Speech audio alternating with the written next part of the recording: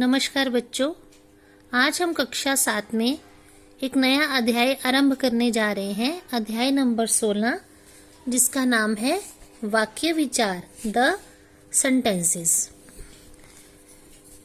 निम्नलिखित शब्दों को ध्यान से देखिए।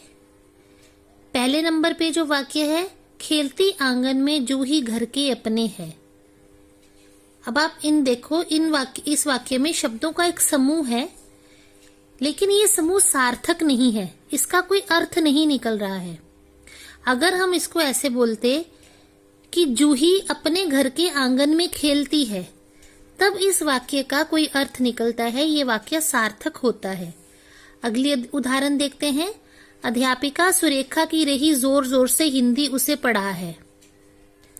शब्द वही है, लेकिन क्रम में नहीं है, पद क्रम इनका जो है वो सही नहीं है, इसलिए ये वाक्य सार्थक नहीं है।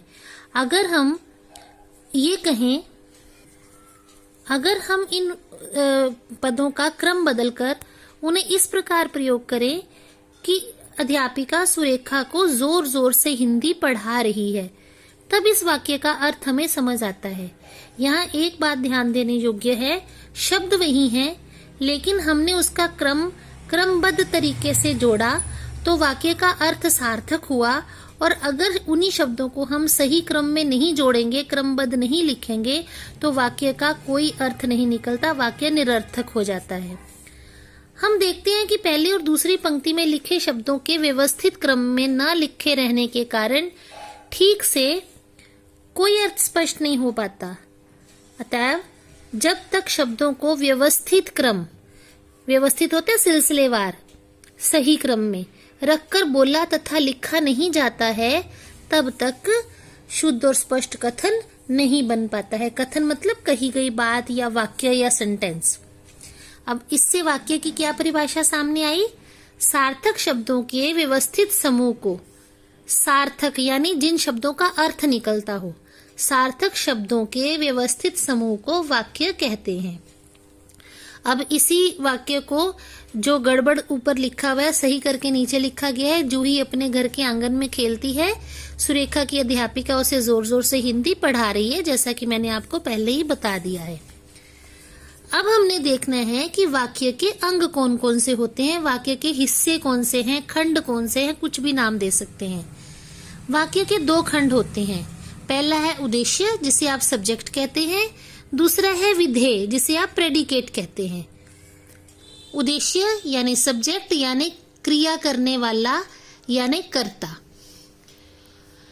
जिसके संबंध में वाक्य में कुछ कहा जाए उसे उद्देश्य कहते हैं। जैसे मोहन अपने घर जा रहा है, यहाँ मोहन की बात हो रही है, मोहन के विषय में कहा जा रहा है कि वह अपने घर जा रहा है, और जाने की क्रिया कौन कर रहा है? मोहन। तो मोहन इस वाक्य का कर्ता है। तो यहाँ पे उद्देश्य कौन हुआ? मोहन, यानी सब्जेक्ट मोहन है, और अपने घर जा रहा है वाक्य का बाकी का हिस्सा जो है उसे हम बोलेंगे विधेय यानी प्रेडिकेट। वाक्य में मोहन उद्देश्य है। दूसरा है विधेय। उद्देश्य के विषय में जो कुछ भी कहा जाए, उद्देश्य यानी मोहन, उसके विषय में जो कुछ भी कहा गया, यहाँ सेंटेंस में कहा गया अपने घर जा रहा है, जो कुछ भी कहा जाए उससे विधेय कहते हैं। जैसे मोहन अपने घर जा रहा है, वाक्य में अपने घर जा रहा है विधेय है। मैंने आपको इसके बारे में बता दिया। अब है उद्देश्य का विस्तार। कई बार उद्देश्य का परिचय देने वाले कुछ विशिष्ट शब्द उससे जुड़े रहते हैं, वे उद्देश्य का विस्तार कहलाते हैं।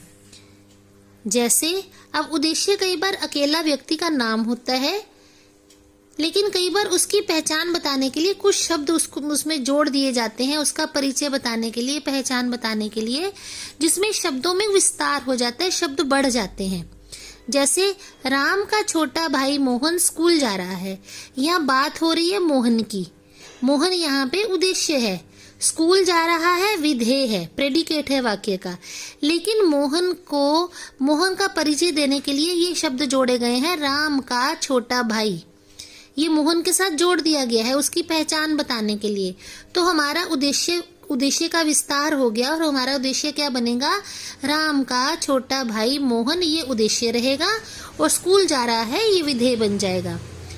हमारी काली बिल्ली कल मर गई। अब बात हो रही है बिल्ली की, बिल्ली के विषय में कहा जा रहा है कि वो मर गई।